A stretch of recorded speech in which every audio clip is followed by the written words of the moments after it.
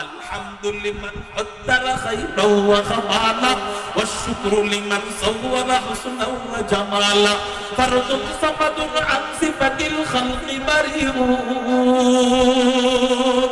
فرد صمد عن صفة الخلق بريء رب أزلي خلق الخلق كمالا رب أزلي خلق الخلق كمالا मैं ढूंढ रहा कहाँ है दरबार इलाही मैं ढूंढ रहा कहाँ है दरबार इलाही मोहब्बत में तेरा दम बदम रखना है मौला मोहब्बत में तेरा दम बदम रखना है मौला मोहब्बत में तेरा दम बदम रखना है मौला तेरा नाम मजीना है तेरी नाम में मरना हमें तो दोस्त बना ले हमें तो मस्ती बना दे आमीन बोले आमीन मकसद हो अगर तरबियत लाल बदख्शा मकसद हो अगर तरबियत लाल बदख्शा बेसोद है फटके हुए खुर्शीद के परताओ बेसोद है फटके हुए खुर्शीद का परताओ दुनिया रिवायात के बंदों में गिरफ्तार दुनिया रिवायात के बंदों में गिरफ्तार क्या मदरसा वालों की तगुदाओ क्या मदरसा वालों की तगुदाओ कर सकते थे जो अपनी ज़माने की इमामत कर सकते थे जो अपनी ज़माने की इमामत वो कहना दिमाग अपने ज़माने के है पैरों वो कहना दिमाग अपने ज़माने के है पैरों ला इलाहा इल्लल्लाह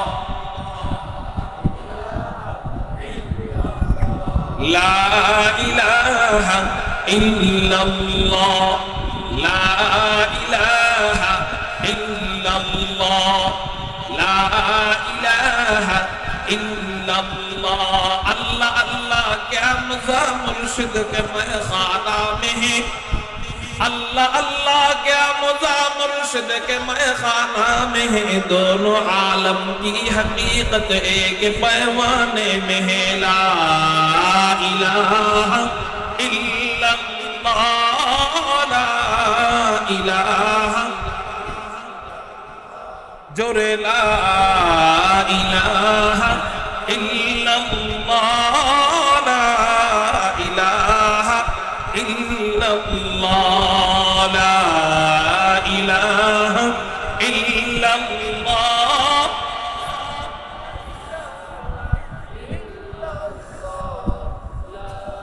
ला इलाहा इल्लल्लाह मुहम्मदुर रसूलुल्लाह सल्लल्लाहु अलैहि वसल्लम अल्हम्दुलिल्लाह अल्लाह जल्ला जलालुहु अम्मा नवालुहु दरबारे लाख कोटी शुक्रिया আদায় করি যে মহান রব্বে করিম আমাদেরকে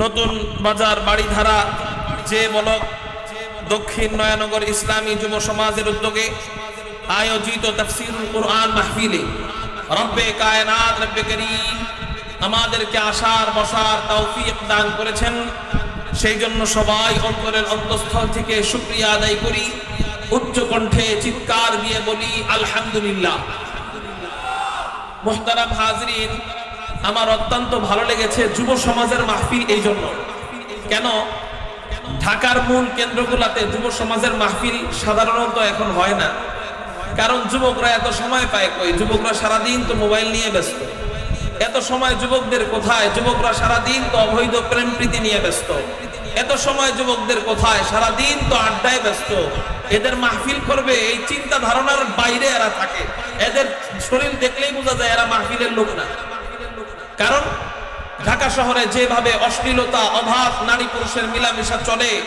এখানে আসলে যুবকদের মাইন্ড চেঞ্জ হয়ে যায় আরো গুলশানের মতো এলাকা বাড়িধারার মতো এলাকা এটা কল্পনা করাটা কঠিন কিন্তু যদিও যুব সমাজের মাহফিলগুলা মূল ঢাকার সিটির ভিতরে কম হয় মাদ্রাসা কেন্দ্রিক মাহফিল হয় আর কিছুটা মসজিদ কেন্দ্রিক হয় যুব সমাজের হয় একেবারে 100-র মধ্যে 5%। কিন্তু এখানে হয়েছে আমার দিল বলে আশপাশে কোন আল্লাহ ওয়ালার রুহানি ফয়েজ বরকত এই এলাকার ভিতরে আছে বিধায় যুবকদের দিক তাকাইলে মনে হয় এদের ভিতরে দরদ আছে, মানুষকে পরিবর্তনের দিল পরিবর্তনের দরদ এদের দিলের ভিতরে রয়েছে। এদের দিক তাকাইলে সিলেটে যদি যাই, সিলেটের অলিগলিতে ঘুরলে বোঝা যায় এই জায়গায় আল্লাহ ওয়ালারা ছিলেন আছেন। কেন? সিলেটের অলিগলিতে দেখা যায়, সিলেটের রাস্তায় রাস্তায় দেখা যায় লেখা, সাইনবোর্ডে ওপেন লেখা। কি লেখা? এই এলাকায় গান বাদ্য জোরে বাজানো নিষেধ। আবার কোনো জায়গায় লেখা যে এই এলাকায় গান বাদ্য বাজানোর ব্যাপারে খবর পাওয়া গেলে আইনি ব্যবস্থা নেওয়া হবে। তাহলে এই কথাটা একজন লিখতে পারে নাকি সমস্ত এলাকাবাসী একমত হলে লেখা সম্ভব? একমত হলে লেখা সম্ভব। এই এলাকাবাসী একমত হয় কেমনে? আল্লাহ ওয়ালাদের মেহনত এখানে ছিল, এই জন্য একমত হওয়া সম্ভব হয়।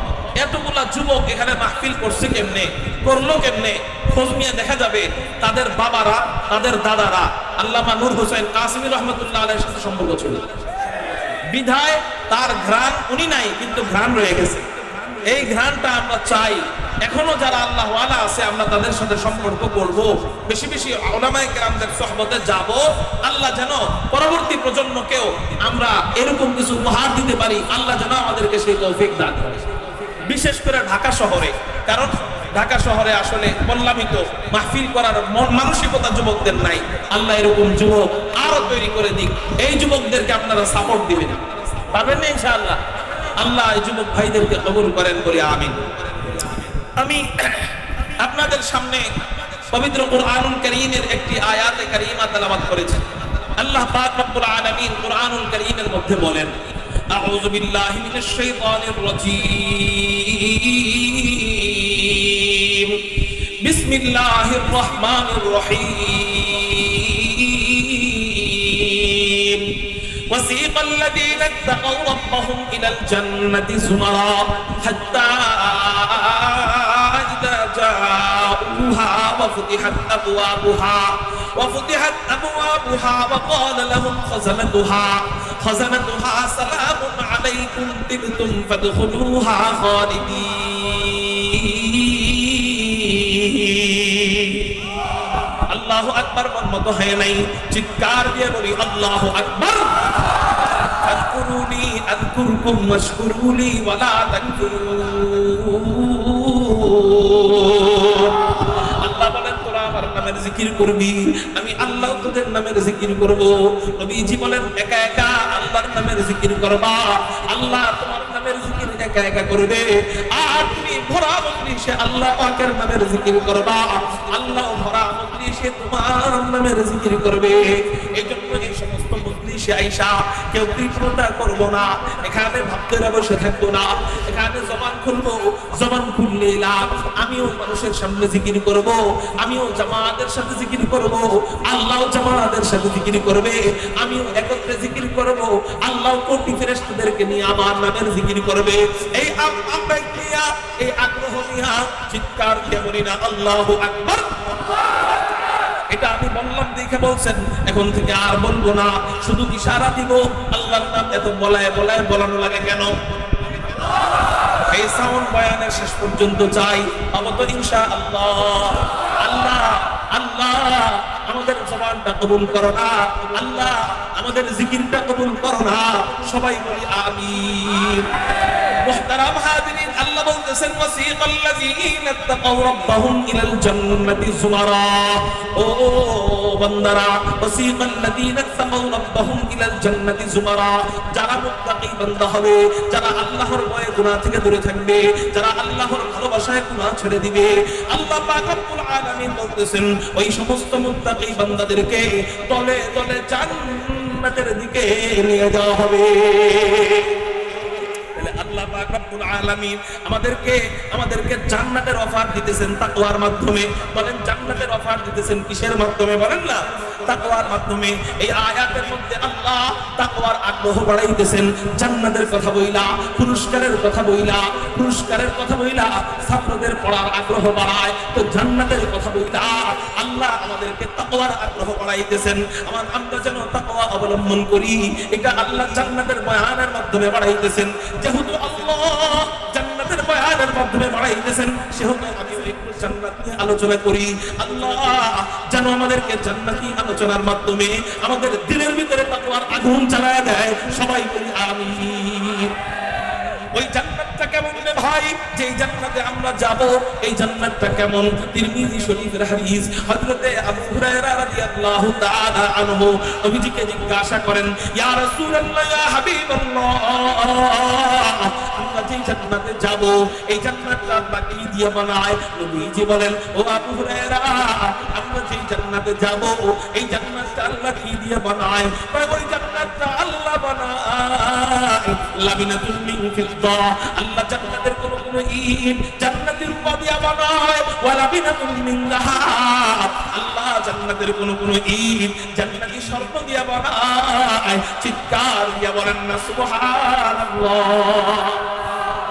শুধু তাই না, জান্নাতের ইটের মশলা আল্লাহ কি দিয়ে বানায়? দুনিয়াতে ইটের মশলা বানানো হয়, সিমেন্টের বালু দেয়, এরপর সাধারণ বালু দেয়, এরপর পানি দেয়, এই তিনটে একত্রিত কইরা দুনিয়াতে ইটের মশলা বানানো হয়। কিন্তু জান্নাতের ইটের মশলা আল্লাহ কি দিয়ে বানায়?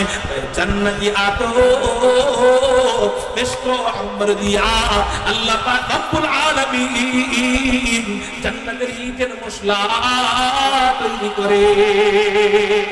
আলহামদুলিল্লাহ qaddara khayran wa khamala والشكر لمن صور حسنا وجمالا فرد صمد عن صفة الخلق بريء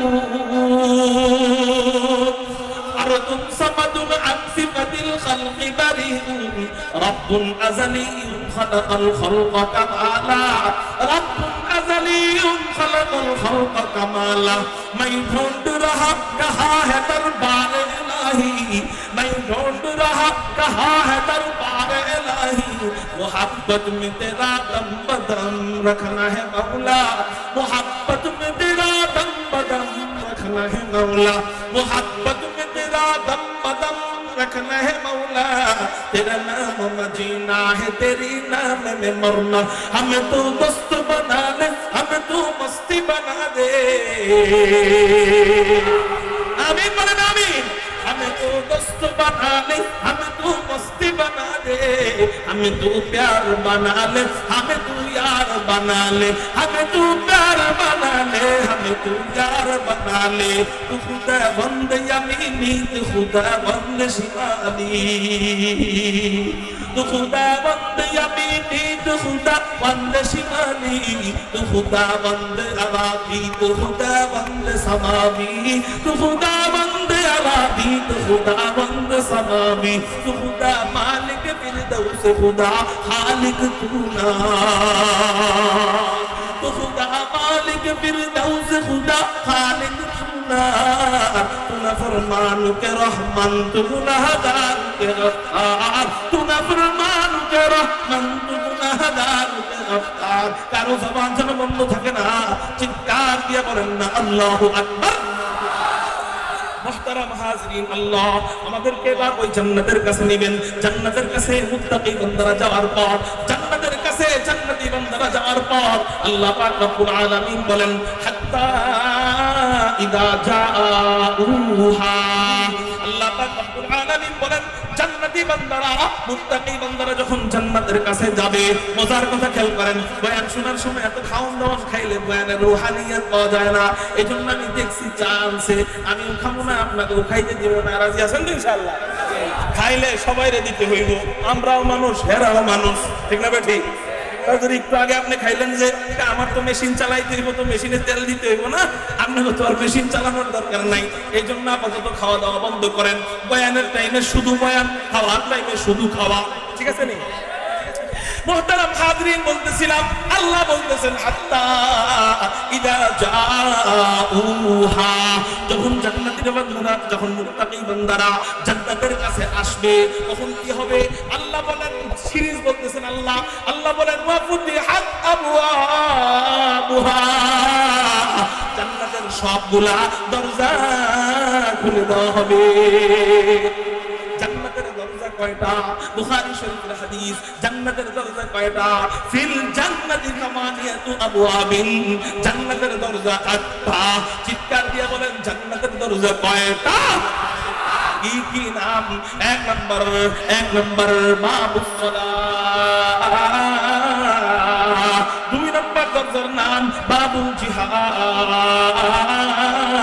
3 নম্বর দরজার নাম বাবুর রায়্যান, 4 নম্বর দরজার নাম বাবুস সাদাকা, 5 নম্বর দরজার নাম বাবুস শাফাআ, 6 নম্বর দরজার নাম বাবুল কাযিমিনাল গায়জ ওয়াল আফিনা আনিন নাস, 7 নম্বর দরজার নাম বাবুর রাবি, 8 নম্বর দরজার নাম বাবুত তাওবা। চিৎকার দিয়ে বলেন সুবহানাল্লাহ। এরকম জান্নাতের 8টা দরজা আমাদেরকে আল্লাহ দিবেন, 8 নামে 8 দরজা। এবার এই দরজাগুলো কত বড় হবে? নবীজি হাদিসের মধ্যে বলেন জান্নাতের দরজা কত বড়? একটা জিনিসের তিনটা দিক হয়, যে দৈর্ঘ্য একটা দিক, প্রস্থ আর একটা দিক, গভীরতা একটা দিক।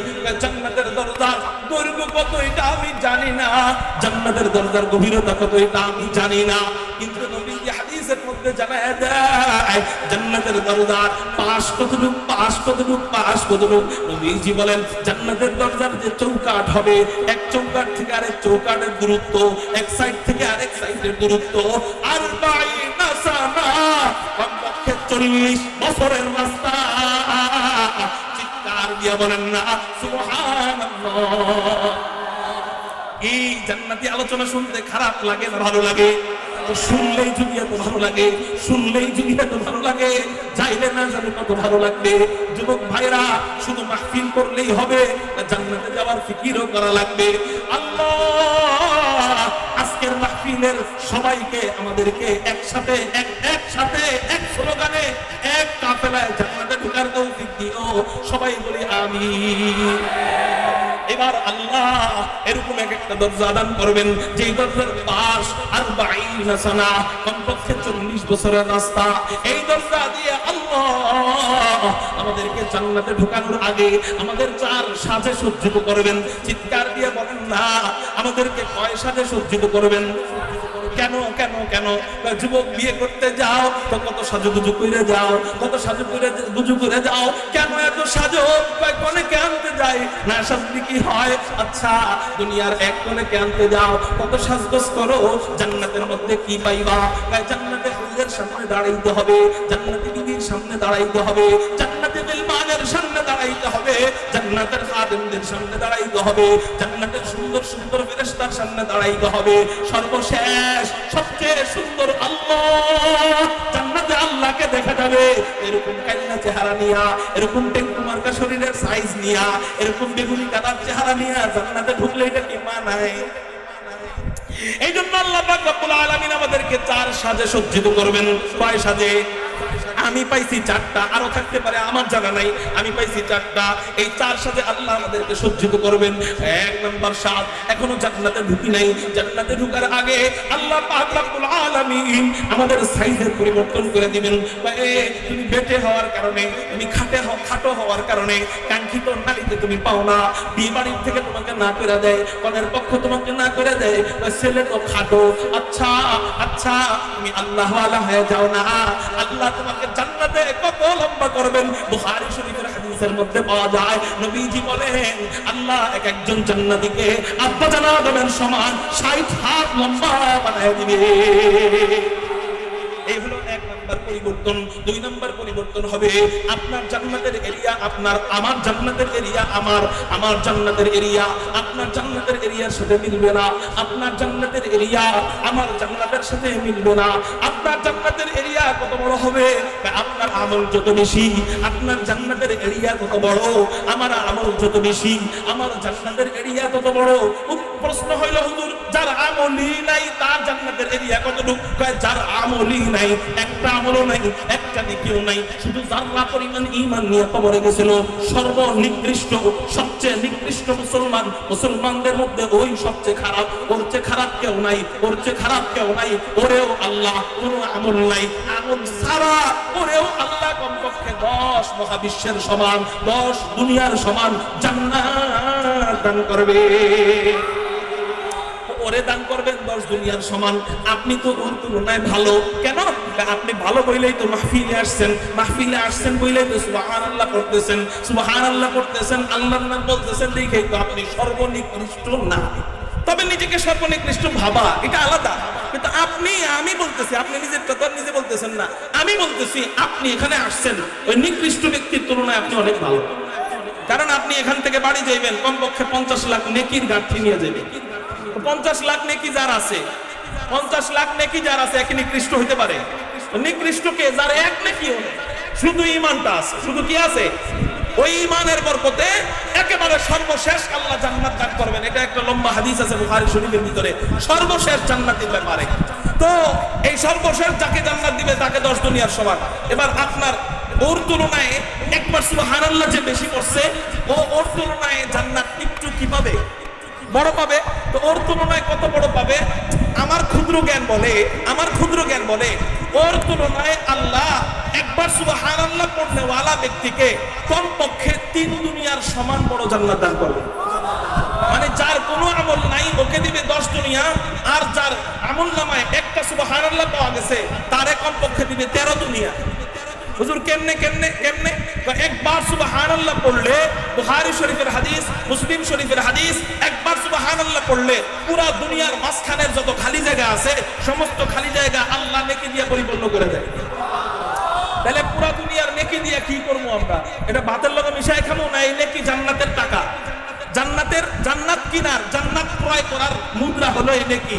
পুরা দুনিয়ার সমান মুদ্রা দিয়া মনে করেন পুরা দুনিয়ার সমান জান্নাত পাইলাম। তাহলে একবার সুবহানাল্লাহ বইলা এক জান্নাত পাইলাম, এক দুনিয়ার সমান জান্নাত পাইলাম। দ্বিতীয় দুনিয়ার সমান একবার কোন বান্দা সুবহানাল্লাহ পড়লে আল্লাহ তাকে এমন একটা গাছ তৈরি করে দেয় জান্নাতের ভিতরে, যেই গাছের এক সাইড থেকে নিয়ে যদি দ্রুতগামী কোনো ঘোড়া দৌড়ায় 500 বছর লাগাতার দৌড়াবে, ওই গাছের ছায়া শেষ করতে পারবে না। আচ্ছা, বছরটা কয়শো বছর? 500 বছর। আবু দাউদ শরীফের হাদিসের মধ্যে আছে আসমান জমিনের মাঝখানের সাইজও 500 বছর, আসমান জমিনের মাঝখানের খালি জায়গা 500 বছর। তাহলে 500 বছর, এটা মনে রাখেন। আসমান জমিনের মাঝখানের খালি জায়গার পরিমাপ কত? নবীজির মিটার মোতাবেক 500 বছর।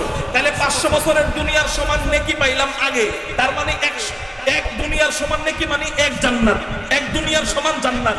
এবার পেয়ে গেলাম আবার 500 বছর, 500 বছরের সমান গাছ। তাহলে কয় দুনিয়ার সমান পাইলাম? আগে পাইছি 500 বছর পরিমাণ নেকি, এখন পাইলাম 500 বছর পরিমাণ গাছ। কোন জায়গায়? বাংলাদেশে না জান্নাতে? জান্নাতে। তাহলে কয় দুনিয়া পাইলাম? 2 দুনিয়া। এবার আসেন, 500 বছরের গাছ রাখার জন্য একটা জায়গা লাগে না?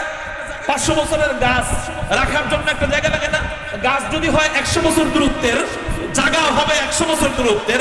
গাছ যদি হয় 500 বছর দূরত্বের, জায়গা হবে 500 বছর দূরত্বের। আল্লাহ জান্নাতে 500 বছরের একটা গাছ দিবে, যেই গাছ পুরো দুনিয়ার সমান, মানে 500 বছরের। এত বড় যদি গাছ দেয়, ওই গাছ রাখার জন্য যে একটা জমি দরকার, ওই জমিটাও হবে 500 বছরের। তার মানে 500 বছরের নেকি মানে এক দুনিয়া, 500 বছরের গাছ মানে 2 দুনিয়া, 500 বছরের জমি 3 দুনিয়ার সমান জান্নাত পেয়ে যাব 1 সেকেন্ডে। সুবহানাল্লাহর বরকতে। ইয়ো ভাই, একটু জিকির আজকার তাইলে প্রতিদিন করার দরকার আছে না নাই? তাহলে একটা আমল আমল শিখায় যে আসলে ভাই আমি তো আমল বললে ওয়ালা লোক না, কারণ আমি নিজেই তো আমল করতে পারি না। আল্লাহ যেন আমাকে সহ সবাইকে আমলটা করার তৌফিক দান করেন। মনে যতক্ষণ থাকে ততক্ষণ করি আমি, মনে না থাকলে একান্ত শরীর ক্লান্ত হয়ে গেলে, মাহফিল করলে শরীর ক্লান্ত থাকে, ফজরের সময় অনেক সময় ভুলে যায়, কিন্তু এই আমলটার প্রতি আমার অনেক আগ্রহ, এই আমলটার প্রতি আমার অনেক লোভ। আমি নিয়ত করি, আমারও নিয়ত, আপনারাও নিয়ত করেন, আজকে থেকে জান থাকা অবস্থায় যতক্ষণ পর্যন্ত শরীরের ভিতরে জান থাকবে 10টা মিনিট সময় ফজরের পরে, মাগরিবের পরে 10টা মিনিট সময় একটু দিব আল্লাহর জন্য, আমার জন্য, আল্লাহ ওয়ালা হওয়ার জন্য। কারা কারা দিব? আল্লাহু আকবার বলে হাত উঠান। রাজি আছেন ইনশাআল্লাহ? হাত নামান, হাত নামান। কি আমলটা? এই আমলটা যদি করেন, এই আমলের ফজিলত নিয়ে সারা রাত বয়ান করলেও শেষ হবে না। তবে এতটুকু বলি, এই আমলটা যদি করেন আপনাকে আল্লাহ ওয়ালা হওয়া থেকে শয়তানের বাপের ক্ষমতা নাই আপনাকে ফিরিয়ে রাখতে। কি বললাম? এই আমলটা যদি আপনি করেন, আপনাকে আল্লাহ ওয়ালা হওয়া থেকে কারো বাপের ক্ষমতা নাই, শয়তানের ইবলিসের বাপের ক্ষমতা নাই ফিরিয়ে রাখতে। সে আমল কি? 1 নাম্বার, ফজরের পরে 10 মিনিট সময় দিবেন, প্রথমে কয়েকবার দুরূদ শরীফ পড়বেন, কারণ এটা হলো আল্লাহকে আমল পাঠানোর অ্যাকাউন্ট নাম্বার। দুরূদ শরীফ ছাড়া আল্লাহ পর্যন্ত আমল পৌঁছায় না। অ্যাকাউন্ট নাম্বার, এটা পড়তেই হবে কয়েকবার। আপনি যে কয়েকবার পড়েন, না পারলে কমপক্ষে একবার হলেও পড়েন। পুরা দুরূদ শরীফটা পড়েন, খালি সংক্ষেপ খুঁজেন না সাল্লাল্লাহু আলাইহি সাল্লাম। এখানে প্রথমেই সাল্লাল্লাহু আলাইহি সাল্লাম বললেন না, কারণ প্রথমে আগে নবীজির নামটা তো বলতে হবে। নাম না বললেই যদি জমির বলেন, তাহলে আপনি কার উপরে দুরূদ পাঠ করতেছেন? এজন্য আগে নামটা বলেন, আল্লাহুম্মা সাল্লি আলা মুহাম্মাদিন নবিয়্যিল উম্মি ওয়া আলা আলিহি ওয়া সাল্লিম তাসলিমা। এরপরে যদি আপনি বারবার পড়েন সাল্লাল্লাহু আলাইহি ওয়াসাল্লাম, সাল্লাল্লাহু আলাইহি ওয়াসাল্লাম, এরকম কয়েকবার পড়েন, পড়ার পর 200 বার, 100 বার, 100 বার সুবহানাল্লাহ। 100 বার কি? একটু আগে সুবহানাল্লাহর একটা ফায়দা বলছি না? এক সুবহানাল্লাহ কয় দুনিয়া? 3 দুনিয়া পরিমাণ সম্পদ, জান্নাতি সম্পদ পাওয়া যাবে 3 দুনিয়া পরিমাণ। আচ্ছা, এগুলা আলাদা। তিরমিজি শরীফের ভিতরে নবীজি বলতেছেন, ফজরের পরে কোন বান্দা যদি 100 বার সুবহানাল্লাহ পড়ে, মাগরিবের পরে কোন বান্দা যদি 100 বার সুবহানাল্লাহ পড়ে, কানা কামান হাজ্জা মিআতা হাজ্জাতিন। আল্লাহ পাক রব্বুল আলামিন ফজরের পরে 100 বার সুবহানাল্লাহ পড়ার কারণে, মাগরিবের পরে 100 বার সুবহানাল্লাহ পড়ার কারণে গুনে গুনে গুনে গুনে 100 বার হজ করার সওয়াব দিয়ে দিবেন। 100 বার হজ। বাপের সম্পত্তি বিক্রি করলেও, মায়ের সম্পত্তি বিক্রি করলেও, 14 গোষ্ঠী বিক্রি করলেও 100 বার হজে যাওয়া সম্ভব নাকি? সম্ভব না। কেন? সম্পত্তি থাকলেই কি হজে যাওয়া যায় নাকি? হায়াত তো পাইতে হবে। তো এই আল্লাহ পাক রব্বুল আলামিন গরিবরা হাসরের ময়দানে আল্লাহরে বলবে, আল্লাহ ধনীদেরকে টাকা দিছিলা, ওরা হজ করছে, আর আমরা ভ্যান চালাইছি, আমাদেরকে টাকা পয়সা দেওয়া নাই, এই জন্য হজ করতে পারি নাই, এই জন্য সওয়াবও পাই নাই। আল্লাহ কইবে না, এরকম কোনো বাহানা দেওয়া যাবে না। কেন কেন কেন? টাকা দেই নাই, কি হয়েছে? অফার তো দিছিলাম। কি দিছিলাম? অফার তো দিছিলাম। অফার মোতাবেক আমল কেন করো নাই? ফজরের পরে 100 বার সুবহানাল্লাহ পড়বো, মাগরিবের পরে 100 বার সুবহানাল্লাহ পড়বো। নবীজি বলেন, কাদা কামান হাজ্জা মিআতা হাজ্জাতিন। আল্লাহ 100 বার হজ করার সওয়াব দিয়ে দিবে। 2 নাম্বার, আলহামদুলিল্লাহ বলেন না, আলহামদুলিল্লাহ, আলহামদুলিল্লাহ, আলহামদুলিল্লাহ, আলহামদুলিল্লাহ, আলহামদুলিল্লাহ। কি হবে? অনেক ফায়দা আছে আলহামদুলিল্লাহর মাধ্যমে। কিন্তু তিরমিজি শরীফের এই হাদিসের মধ্যে নবীজি বলেন, 100 যুদ্ধের ঘোড়া মুজাহিদদেরকে দান করার সওয়াব আল্লাহ দিয়ে দিবে। 100 যুদ্ধের ঘোড়ার দাম বর্তমান বাজার মূল্যে, এক একটা যুদ্ধের ঘোড়ার দাম 15 লক্ষ টাকা। তাহলে 100 ঘোড়ার দাম আসে 15 কোটি টাকা। তার মানে 2 মিনিটে আলহামদুলিল্লাহ বইলা 15 কোটি টাকার সম্পদ মুজাহিদদেরকে দেওয়ার সওয়াব আল্লাহ দিয়ে দিবে মাত্র কয় মিনিটে?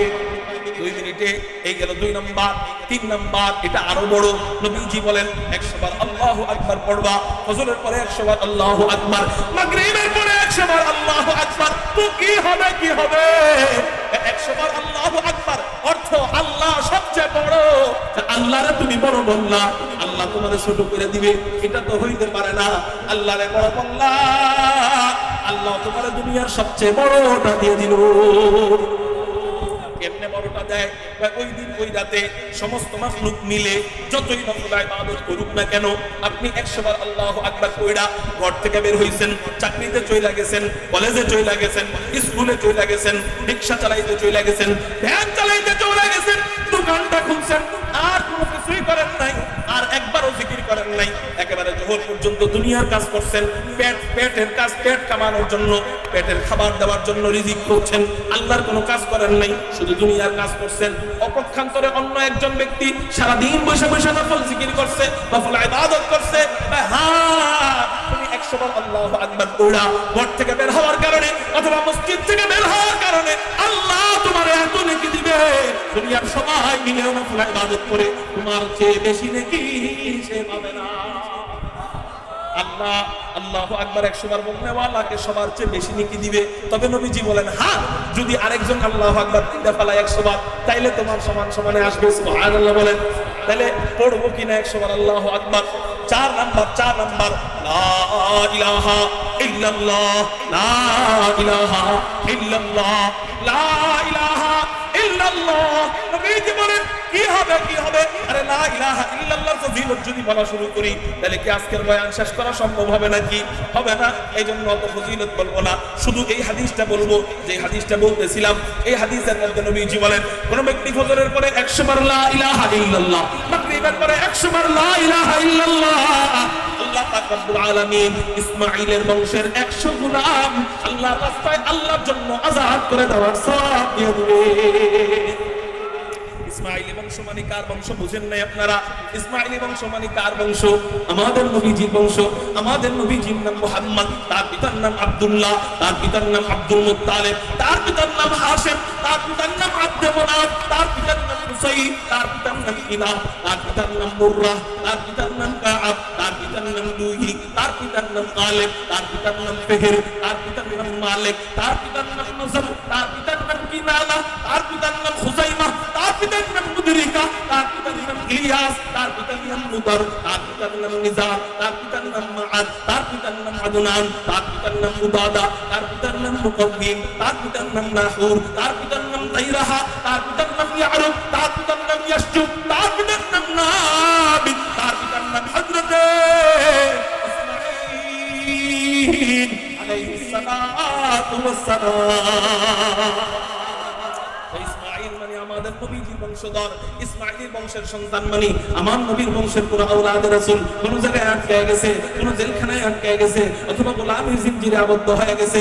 আপনি বললেন এই মালিক এই গোলামের দাম কত? নবীর বংশধর। আপনি বললেন তোমার গোলাম এর দাম কত?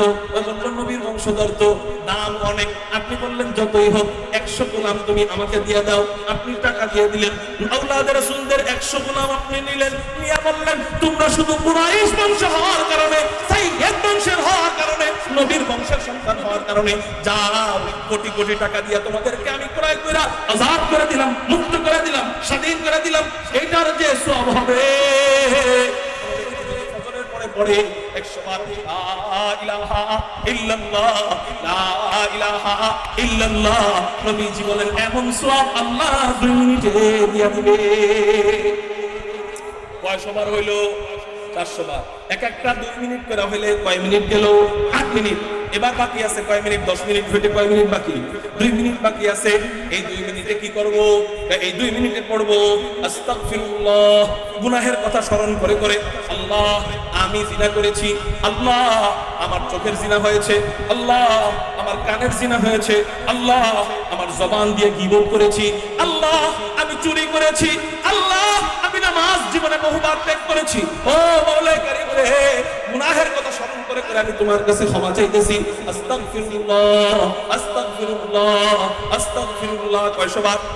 100 বার। কি হবে কি হবে?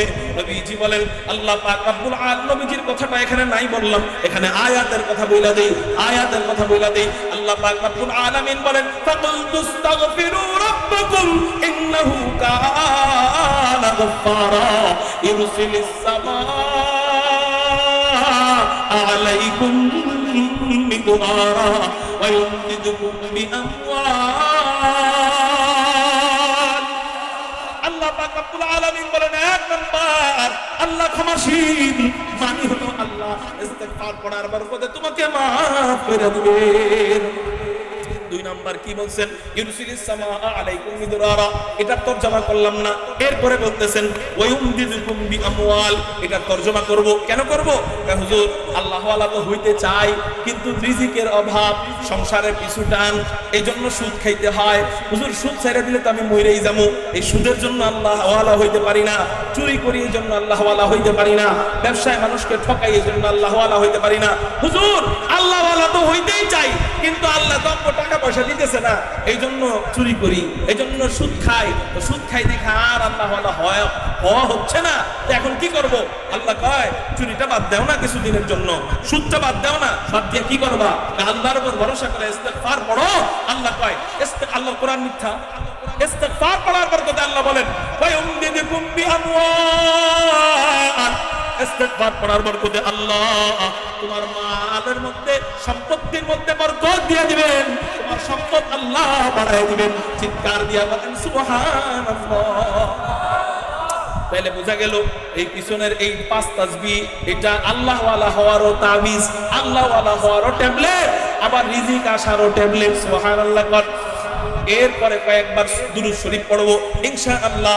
এই আমলটা ফজরের পরে 10 মিনিট, মাগরিবের পরে 10 মিনিট, আজকে থেকে নিয়ে মরণ পর্যন্ত জীবনেও ছাড়বো না। ওয়াদা দিতে পারি কারা কারা? আল্লাহু আকবার বলে হাত উঠাই। পারবো তো ইনশাআল্লাহ? হাত নামান। আল্লাহ তুমি কবুল করো। সর্বোপরি কথা হলো এর মাধ্যমে খুশি হবেন কে? বুঝেন কোন আল্লাহওয়ালা নফল ছাড়া। আচ্ছা আগে বলি, নফল দামি বেশি না ফরজ দামি বেশি? ফরজ দামি বেশি। কত দামি জানেন? কোটি কোটি কোটি কোটি মোমবাতি একত্রিত করলেও, পুরা পৃথিবী পরিমাণ মোমবাতি একত্রিত করলেও একটা চাঁদের সমান হতে পারবে, একটা সূর্যের সমান হতে পারবে? পারবে না। কোটি কোটি মোমবাতি একত্রিত করলেও একটা চাঁদের সমান হতে পারবে না। কোটি কোটি কোটি কোটি নফল একত্রিত করলেও এক রাকাত ফরজের সমান হতে পারবে না। ঠিক না ভাই? ঠিক। কিন্তু এখানে একটা গোপন রহস্য আছে, সেটা হলো কোন আল্লাহওয়ালাই শুধু ফরজের মাধ্যমে আল্লাহওয়ালা হইতে পারে না। যত আল্লাহওয়ালা পৃথিবীতে আপনি খুঁজে পাবেন, প্রত্যেকটা আল্লাহওয়ালা দেখবেন কোন না কোন নফলের সাথে উনি জড়িত, হয় আওয়াবিন, হয় চাষ, হয় ইশরাক, হয় তাহাজ্জুদ। কোন আল্লাহওয়ালা নফল ছাড়া ওলি হইতে পারে নাই। কেন? ফরজ এটা তো নফলের চেয়ে কোটি গুণ বেশি দামি। শুধু ফরজের মাধ্যমে ওলি হই, মানে আল্লাহওয়ালাদের জীবনী ঘাটলে শুধু ফরজ পাওয়া যায় না, নফলও পাওয়া যায়। কারণটা হলো ফরজ এটার মধ্যে নিজের স্বার্থ আছে, আবার আল্লাহকে খুশি করার ব্যাপারটাও আছে। কি বললাম? ফরজের ভিতরে নিজের স্বার্থও পাওয়া যায়, আবার আল্লাহকে খুশি করার কি পাওয়া যায়? ব্যাপারও পাওয়া যায়। অর্থাৎ আমি যদি ফরজ নামাজ না পড়ি, আল্লাহ আমাকে পিটাবে, হাসরের ময়দানে আল্লাহ শাস্তি দিবে, জাহান্নামে আল্লাহ আমারে শাস্তি দিবে। বলেন এটা কার স্বার্থ? আমার স্বার্থ। কিন্তু নফলটা পড়া হয়, যদিও নফলটা ফরজের তুলনায় অনেক অনেক ভাগ কম দামি, কিন্তু নফলটা একমাত্রই আল্লাহর জন্য পড়া। কেন? আল্লাহ কয় আমি তো ওরে নফল পড়ার কথা কই নাই, তারপরে ও নফল পড়লো। আপনি আপনার বিবিকে আদেশ দিচ্ছেন, কি আদেশ? কয় শোনো, আমি আগামীকালকে বাণিজ্যে যাব। এই ছাত্র ভাইরা মনোযোগ দিয়ে শোনেন, নফল কেন দামি? প্রতিদিন কমপক্ষে 2 রাকাত হলেও সালাতুল হাজত পড়া কেন দামি? আপনি বিবিকে আদেশ দিচ্ছেন, শোনো বিবি, আমি আগামীকালকে বাণিজ্যে যাব, আমার 5 সেট কাপড় আছে, এই কাপড়গুলা তুমি ওয়াশিং মেশিন থেকে অথবা যেমনি পারো ধুয়ে দিবা, কিন্তু ইস্তারি করতে যাও না। কেন? ধুইতেই সারা রাত চলে যেতে পারে। ইস্তারি করলে তো তোমার একটু ঘুমও হবে না, ইস্তারি করার দরকার নেই। আমি সকালে দোকান খুললে ইস্তারি করায়া, ইস্তারি বুঝেন তো, লন্ড্রি করায়া এরপর কাপড়গুলো আমি যাওয়ার সময় সফরে নিয়ে যাও, তুমি শুধু ধুইয়া শুকাই দিবা। বিবি কি করছে জানেন? আপনার হাত পা চাইপা ঘুম পড়ায়া দিয়া রাত্রেবেলা সারা রাত ওই কাপড়গুলো ধুইয়া। আমরা রাতের কথা কেন কইতেছি জানেন? বক্তাদের কাপড় ধোয় রাত্রেবেলা। ওয়াইজ যারা মেহমান আপনার বিভিন্ন সফরে থাকে, এদের কাপড় দিনে ধোয়ার টাইম নেই, তো বাসায় যাবো ওই রাত্রেবেলা কাপড় দিতে, এই জন্য রাত কইতেছি। আপনারটা কখন ধোয় আমি জানি না। তো যাই হোক বলতেছিলাম, তো আপনার বিবি রাত্রেবেলা কাপড় ধুইছে, ধোয়ার পর আপনি বলছেন তোমার ইস্তারি করার দরকার নেই, তোমার কষ্ট হবে। বিবি কি করছে জানেন? ফজরের সময় আপনি চাইছেন কাপড়গুলা দাও, নিয়ে যাই লন্ড্রির দোকানে। বিবি কইতেছে লন্ড্রির দোকানে নেওয়ার দরকার নাই, আমি রাত্রে ধুইছি, ধোয়ার পরে শুকাইছি, শুকানোর পরে ওটা ইস্ত্রি করে তোমার জন্য ভাঁজ করে রাখছি। আচ্ছা বলেন আপনি বলেন, আগে আপনার আদেশ পালনের জন্য যতটা খুশি হইতেন, এখন অতিরিক্ত আদেশ দেন নাই, অতিরিক্তটা করার কারণে আপনি কি ওই রকমই খুশি হবেন, না তার তুলনায় শতগুণ বেশি খুশি হবেন? বেশি খুশি হবেন যে দেখছো তুমি আমাকে এত ভালোবাসো, আমি তোমার আদেশ করি নাই, তারপরে তুমি আমার জন্য এটা করলা। হ্যাঁ, আল্লাহ কি এর চেয়ে কম ভালোবাসেন আমাদের? না, কোটি গুণ বেশি ভালোবাসেন। আল্লাহর জন্য যদি আমরা মাঝে মাঝে একটু নফল পড়ি, আমার এত সব স্বার্থ দেখার লাগে কেন? ওইটাই কিনে কি পাবো, ওইটাই কিনে কি পাবো, এত দেখার দরকার কি? আমি মালিককে খুশি করব। ফজরের পরে 10 মিনিট আমরা আল্লাহর জন্য দিব, মাগরিবের পরে 10 মিনিট আল্লাহর জন্য দিব, আমরা আল্লাহকে খুশি করব। আর মালিককে খুশি করলে মালিক খুশি হয়ে কত বড় জান্নাত দিবে, ওটা আমাদের দেখার বিষয় না, ঠিক না? ঠিক, তা আল্লাহই বুঝবে। এজন্য আমরা ইনশাআল্লাহ সময় দিব, নফল পড়বো, সেটা জিকির নফল হোক অথবা নামাজ নফল হোক, পড়বো তো ইনশাআল্লাহ। আল্লাহ আমাদেরকে তৌফিক দান করেন। তো বলতেছিলাম, যার আমল যত বেশি তার জান্নাতের এরিয়া তত বড়। কথাটা বুঝতে পারছেন কিনা?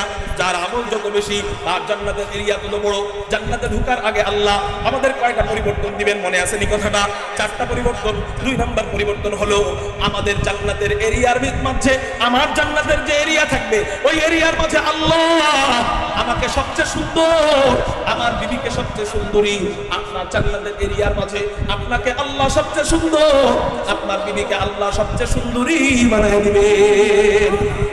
আপনার এরিয়ার মাঝে আপনার চেয়ে সুন্দর আর কেউ থাকবে না, আপনার বিবির চেয়ে সুন্দরী আর কেউ থাকবে না। 3 নাম্বার সাজে সজ্জিত করবেন, 3 নাম্বার পরিবর্তন ঘটাবেন। কি পরিবর্তন সেটা? এই দাড়িটা কি হবে জানেন নাকি আপনারা? জান্নাতে দাড়িওয়ালাদের দাড়ি কি হবে জানেন? দাড়িওয়ালাদের দাড়ি কি হবে? তিরমিজি শরীফ 2545 নম্বর হাদিসের মধ্যে নবীজি জানায় দেয়, আল্লাহ পাক রব্বুল আলামিন জান্নাতীদের দাড়িগুলা কাইটা ক্লিন শেভ কইরা দাড়িবিহীন জান্নাতে ঢুকাবে। এত কষ্ট করে দাড়ি রাখলাম, তো দাড়ি কাটবে কেন? উত্তর হইল, অনেক উত্তর আছে, একটা বলি। উত্তর হইল, নামাজ দুনিয়াবি হুকুম, জান্নাতে নামাজ চলবে না। রোজা দুনিয়াবি হুকুম, জান্নাতে রোজা চলবে না। হজ দুনিয়াবি হুকুম, জান্নাতে হজ চলবে না। দাড়ি দুনিয়াবি হুকুম, জান্নাতে দাড়ি চলবে না। আহা হা, দাড়িওয়ালার দাড়ি আল্লাহ মোহাব্বত করে কাটবে, আর যার দাড়ি নাই হের যে কি কি কাটবো। এটা জাহান্নামে যায় ফেরেশতাকে জিগায়, ও বাবা যে স্যার আমার কি কি কাটবেন একটু কোন তো দেখি। আল্লাহ আমার যুবক ভাইদেরকে দাড়িওয়ালা বানায় দিক, আমিন বলেন। এই মাহফিলের যুব সমাজের ভাইরা কোথায়? এই যুব সমাজের ভাইরা একটু দাওয়াত। আপনারা পরিবর্তন হবেন তো তারা পরিবর্তন হবে, সামনে এসে পড়েন, সামনে এসে পড়েন। ওনারা পরিবর্তন হবে, ইমাম পরিবর্তন তো মুক্তাদি পরিবর্তন, ঠিক না ঠিক? নেতা পরিবর্তন তো প্রজা পরিবর্তন, ঠিক না ঠিক? ইনশাআল্লাহ আজকে থেকে নিয়ত করেন, আর জীবনে মুখে হাত লাগাবো না, এক মুষ্টির নিচে দাড়ি কাটবো না। যদি নিয়তটা করে থাকেন, ওয়াদা দেওয়ার নিয়তে হাত উঠান ইনশাআল্লাহ। আমি জোর করছি, যদি মনে করেন জোর করছি, তাহলে যে মনে করবেন জোর করছে বসে যাবে ইনশাআল্লাহ। রাখবেন তো? আমরা এই সংগঠনটাকে ইসলাহি নফসের একটা মার্কাজ বানাবো, বলেন ইনশাআল্লাহ, যাতে এই সংগঠনে কেউ সদস্য হইলেও আল্লাহ ওয়ালা হয়ে ঢুকে। আগে নিজেদের পরিবর্তন হইতে হবে না? ইনশাআল্লাহ আমরা দাড়ি রাখবো, বলেন ইনশাআল্লাহ। এবং বাকি যারা আছে আপনাদের সাথে আপনারাও রাখবেন ইনশাআল্লাহ, বলেন ইনশাআল্লাহ। আল্লাহ কবুল করেন। বসেন, আলহামদুলিল্লাহ। আপনাদেরকে একটু সান্ত্বনা দেই। সান্ত্বনা হলো, হুজুর খাস করে আপনি দাড়িটা রাখায় ফেললেন, দাড়ি রাখলে তো খারাপ দেখা যায়, এই জন্য রাখি না। উত্তর দাড়ি কাটে কেন? খারাপ দেখা যায়। আচ্ছা, মাইনা নিলাম আপনার কথা কিছুক্ষণের জন্য। উত্তর, দাড়ি রাখলে খারাপ যদি দেখাই যায়, আপনি নিজেই দাড়িওয়ালাদের দিক তাকান, দাড়িওয়ালাদের দিক তাকান। দাড়ি রাখলে দেখেন, আপনার চেহারার দিক দেখার দরকার নেই, আরেকজনের চেহারা দেখেন। কাউকে দাড়ির কারণে খারাপ দেখা যেতেছে, কাউকে কোনো ব্যক্তিকে দাড়ির কারণে খারাপ দেখা যেতেছে। আমাদের চোখের মধ্যে তো সৌন্দর্য বুঝি আমরা, চেহারার দিক তাকানোর পরে আপনি কল্পনা করেন যে ওর কি না থাকলে ভালো লাগতো। দেখবেন দাড়ি না থাকলে ভালো লাগতো, একবারও আপনার দিলে আসে না। দাড়ি থাকলে খারাপ দেখা যায় না, এটা শয়তানে খারাপ দেখা, শয়তানে খারাপ দেখা। দাড়ি রাখলে সুবিধা, বলেন দাড়ি রাখলে কেন সুবিধা? অনেক গুনাহ থেকে বাঁচা যায়। অনেক যুবককে অনেক সময় বলি, ভাই দাড়ি রাখো না কেন? হুজুর বিয়ের পরে রেখে ফেলবো। কিসের পরে? উত্তরটা দেন, মজার, এখানে একটা মজার কথা আছে। বিয়ের পরে কি করবে? উত্তরটা আমাদের কাছে স্বাভাবিক মনে হইতেছে না? স্বাভাবিক না যে আচ্ছা হুজুর এতদিন যেহেতু রাখে নাই, 1 মাসই তো বা 1 বছরই তো, বিয়েটা তো করে ফেলবে, ওর বিয়ের বয়স হয়ে গেছে, এখন আর চেহারার মধ্যে আর দাড়ি গজানোর দরকার নাই, হুজুর বিয়েটার পরপরই রেখে ফেলুক। এটা মারাত্মক ভুল। কেন ভুল?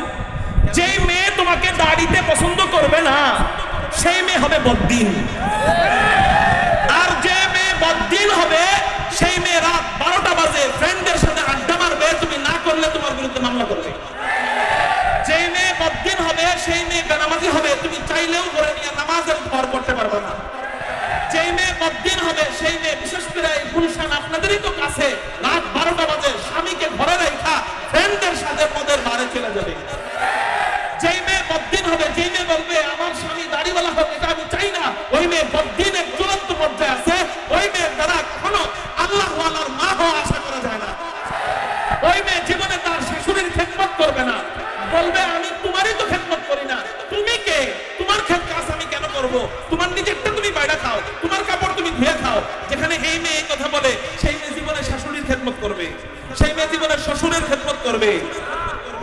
আর যে মেয়ে বলবে আমার স্বামীকে আমি দিনদার চাই, আমার স্বামী নামাজি চাই, আমার স্বামী দাড়িওয়ালা হোক, এটা চাই, এমন মেয়েকে তুমি যদি কও ওঠো তো উঠবে, তুমি যদি কও বসো তো বসবে। তুমি যদি কোনো অপরাধের পরে, মেয়েটা যদি অপরাধ করে ফেলে, তুমি যদি বলো ঘন্টার পর ঘন্টা আমার পা ধরে কাঁদবা, তো ঘন্টার পর ঘন্টা তোমাকে খুশি করার জন্য কাঁদতে থাকবে।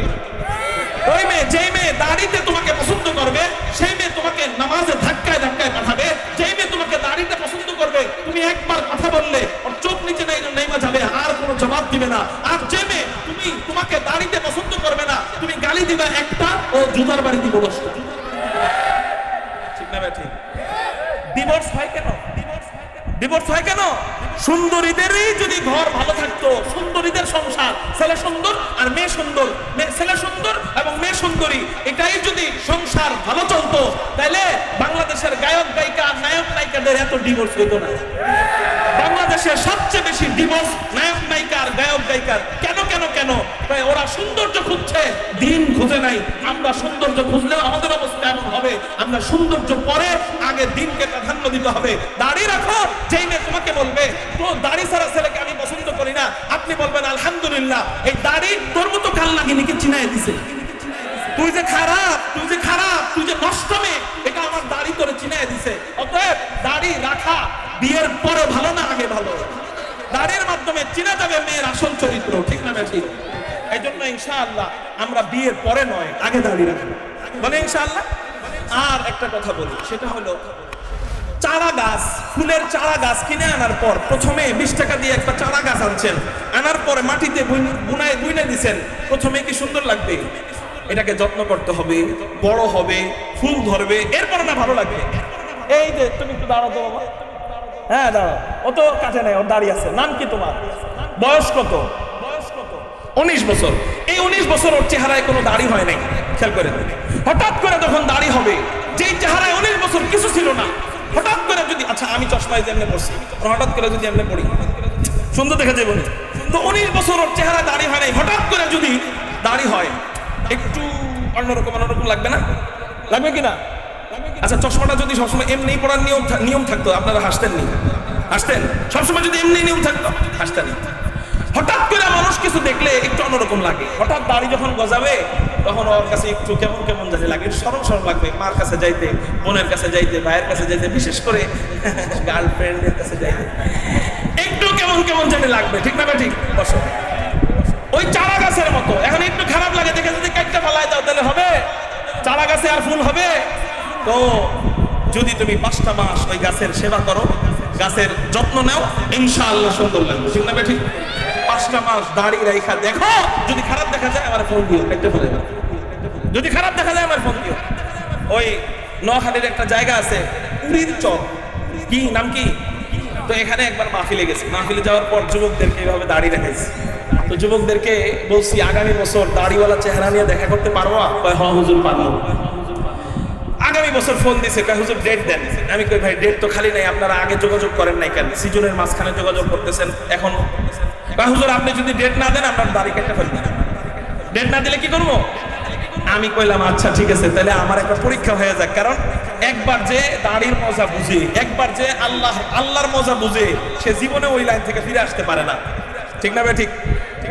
তো আমি কইছি আচ্ছা ঠিক আছে, তোমরা যদি দাড়ি কাটতে পারো তাহলে আমি ডেট দিব। এরপর আর ফোন দেয়নি, বুঝেন নাই? মানে এরা আর দাড়ি কাটতে পারে নাই।